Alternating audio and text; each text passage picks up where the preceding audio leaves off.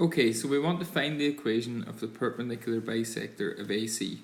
Now, if it's all of AC, that means I'm concerned with this line AC.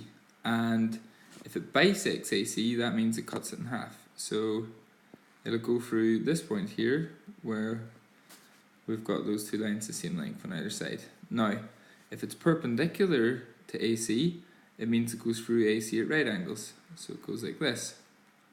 So this is a right angle. Now, this isn't to be confused with a median or an altitude, which could go through the line AC, but both of those would go through B in some way. Now, it doesn't necessarily need to go through B, and in fact it only will if it's an isosceles triangle. So let's find the equation. What do we need for the equation of a line? We need two things. We need the gradient and we need a point. So to get the gradient of the line, first we find the gradient of AC, the m of AC, and we use y2 take y1, over x2 take x1, and we get 5/6. Now, what we know about the perpendicular bisector is if it's perpendicular, we use m of AC times m of, and let's just call it the perpendicular bisector, PD,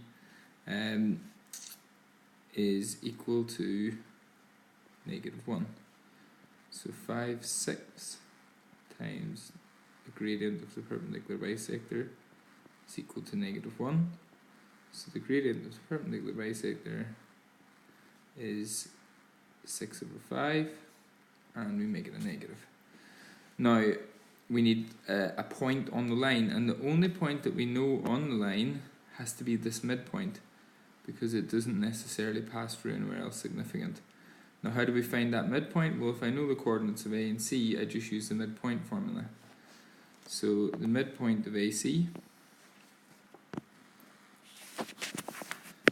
so midpoint, we can call it D, is equal to x1 plus x2 over 2, so that's -2 plus 4 over 2, and y1 plus y2, which is 0 plus 5 over 2. So the point D has coordinates 1 and 2.5, or 5 over 2. And now that we've got a point on the line and we've got the gradient of the line, we can use y minus b equals m x minus a. So y minus, let's call it 5 over 2 instead of 2.5 because fractions are nicer in our equations, equals -6/5 x minus 1. And that's it, we have the equation of the line. Now often we'll want the equation of the line in its simplest form, so we'll have to tidy this up a little bit.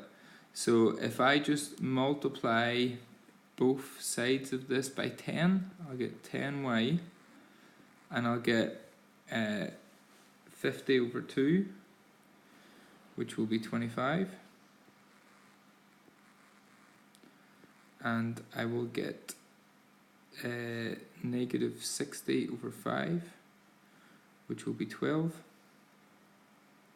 -12.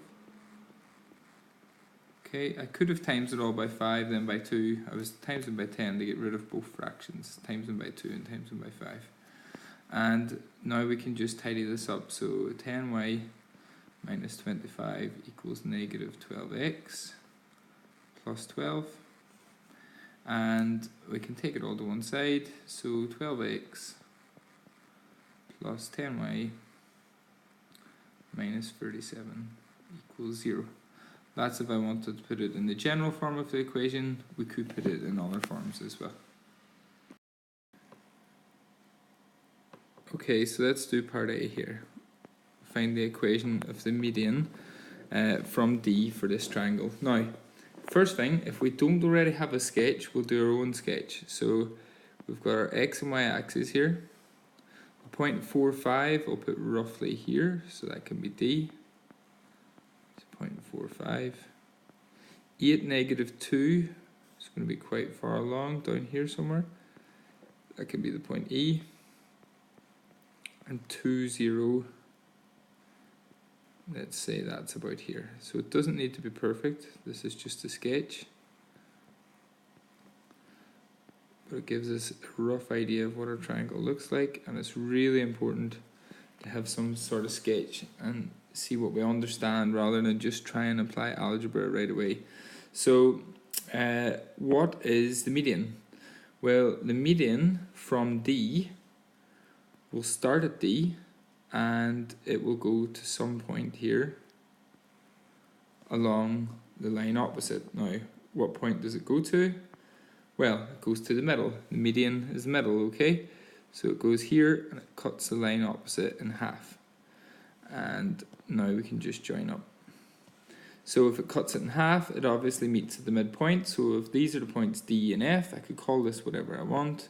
Midpoint might be nice to call it M, but then that would be confusing with gradient. Let's just call it G, okay? So I need the equation of the line DG. So I need the gradient and I need a point on the line. I've got a point, great, so I just need the gradient. But to find the gradient, I'll also need to find this point G. So G is the midpoint of FE. So the midpoint of FE, we'll just use x1 plus x2 over 2 and y1 plus y2 over 2. So 2 plus 8 over 2 for our x value, and 0 plus negative 2 over 2 for our y value. And the midpoint then is going to be at 5, negative 1. So that's the point G.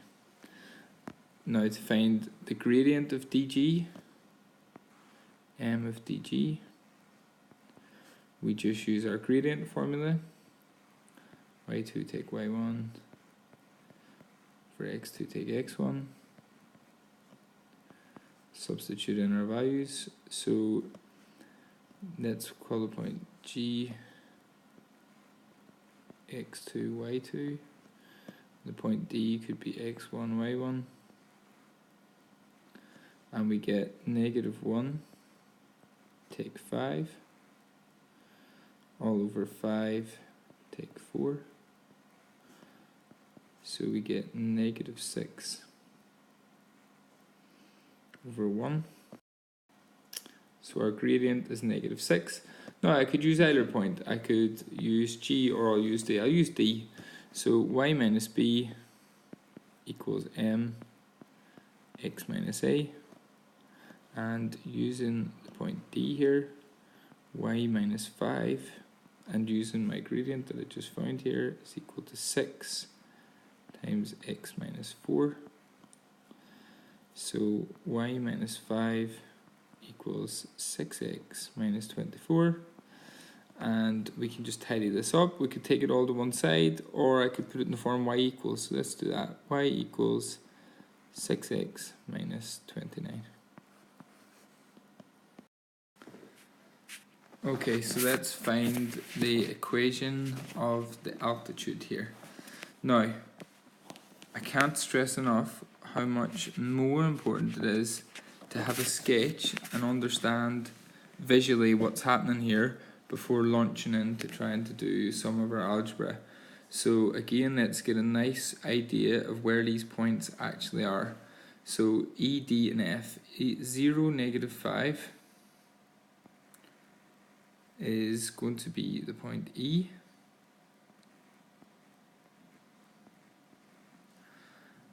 2, negative 11 is going to be the point D.